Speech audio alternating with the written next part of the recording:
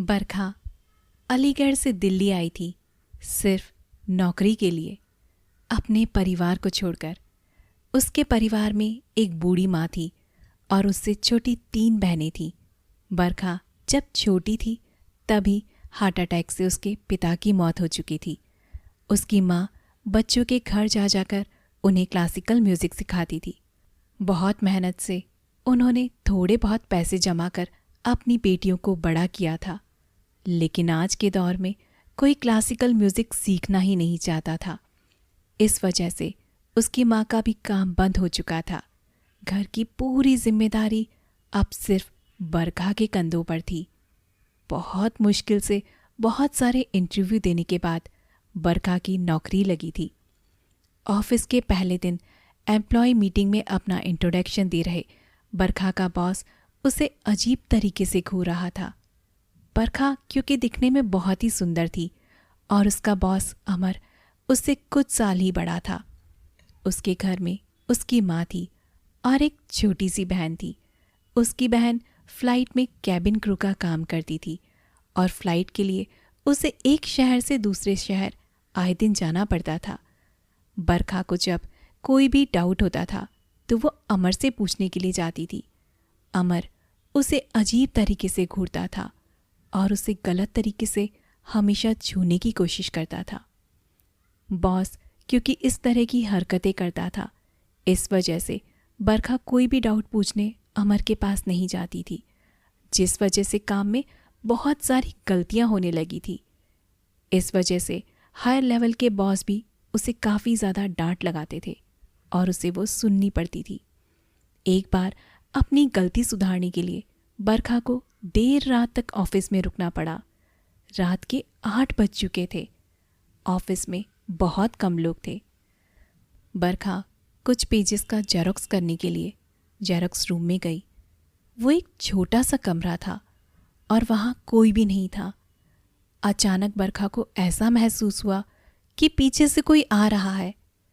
वो जैसे ही पीछे मुड़ी, वहाँ पर उसका बॉस खड़ा था।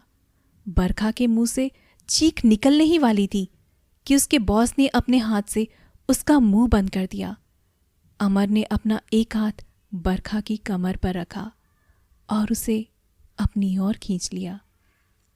बरखा खुद को छुड़ाने की कोशिश करने लगी। तभी अमर ने धीरे से बरखा के कान में कहा, मुझे पता है कि तुम्हें बॉस से बहुत ज़्यादा डांट पड़ती है।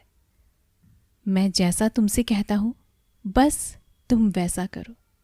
मैं तुमसे वादा करता हूँ कि तुम्हें कोई भी नहीं डांटेगा और तुम्हारा प्रमोशन भी बहुत जल्दी हो जाएगा।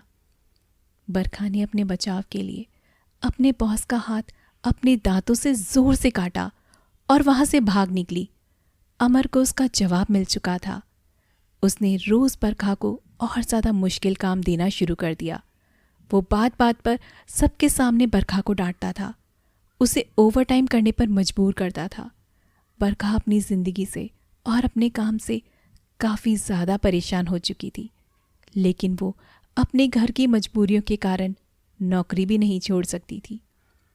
एक दिन बरखा फिर ओवरटाइम कर रही थी और जेरोक्स करने के लिए उसे फिर उसी कमरे में जाना पड़ा। अमर भी ऑफिस में ही मौजूद था।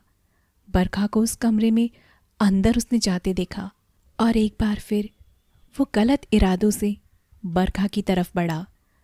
वो बरखा को पीछे से छूने ही वाला था कि अचानक उसका फोन बजा।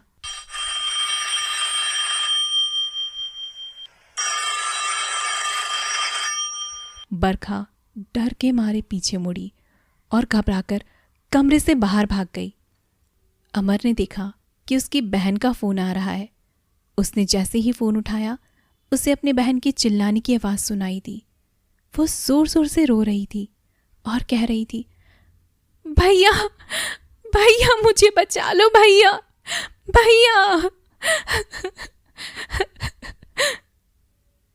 अपनी बहन की ऐसी आवाज़ सुन के अमर के होश उड़ गए। इससे पहले कि वो कुछ कहता, फ़ोन कट गया। इस समय उसकी बहन मुंबई में थी और वो चाहकर भी फौरन दिल्ली से मुंबई नहीं पहुंच सकता था। फिर भी वो अपनी कार भगाता हुआ एयरपोर्ट की तरफ गया। पहली फ्लाइट लेकर वो मुंबई पहुंचा और अपनी बहन को कॉल किया। सामने से एक आवाज़ आई, हाँ मैं पुलिस स्टेशन से बोल रहा हूँ, आपकी बहन यहीं है, आप जल्दी से जल्दी यहाँ पर आ जाइए। अमर को कुछ भी समझ में नहीं आ रहा था, ये सब क्या हो रहा है। वो कैब लेकर तुरंत पुलिस स्टेशन पहुंचा और वहाँ उसकी बहन एक कोने में बैठकर ज़ोर ज़ोर से रो रही थी। वो भागकर अपनी बहन के पास गया और पूछा, क्या हुआ तुझे, तू ठीक तो है ना? अमर की बहन ने सिसकियां लेते हुए कहा, भैया मेरे साथ एक कोवर्कर था जो मेरे पीछे पड़ा था होटल में। पता नहीं कैसे भैया वो मेरे कमरे में घुस आया और मेरे साथ ज़बरदस्ती करने लगा। मैंने खुद को बचाने के लिए एक कांच की बोतल से भैया उसका सर फोड़ दिया।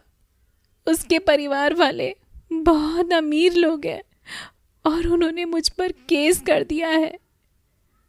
अमर ने अपनी बहन को अपने गले से लगा लिया और अब तक जो उसने बरखा के साथ किया था वो सारा मंजर उसकी आंखों के सामने आने लगा।